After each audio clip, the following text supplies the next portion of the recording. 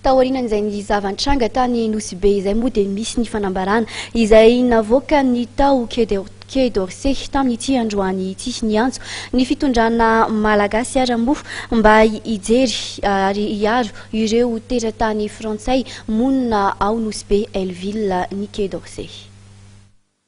Taorin'io zavan-tranga nahafatesana frantsay tany Nosy Be io dia nisy ny fionana tamin'ny mpanao gazety natao tao Quai d'Orsay androany.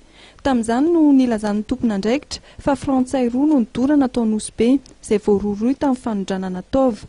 Manantena ny fitsarana malagasy arak'izany ny frantsay mba hitadiavana marina amin'izao raharaha izao ary nangataka ny fahefana mahefy eto Madagasikara izy ireo mba hiaro ny teratany frantsay ao Nosy Be izay manodidina amin'ny 700 isa raha ny fanisan'ny frantsay azy, indrindra koa fa toerana be mpizahatany Nosy Be.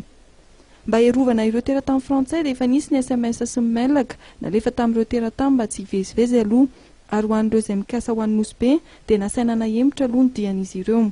Araka amin'ny voalaza ihany koa dia nakatona vonjy maika aloha ny sekoly frantsay ao Nosy Be.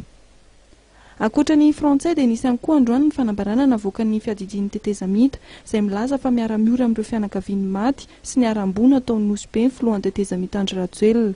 Nomelohany ihany koa ny fihetsika feno abibiana tahaka ireny. Ankoatr'izay dia niantso ny rehetra mba ho tony ny filohan'ny tetezamita ary niantso ny mpitandro filaminana anarina ny fandriam-pahalemana ao toerana ao anatin'ny fotoana aingana dia aingana.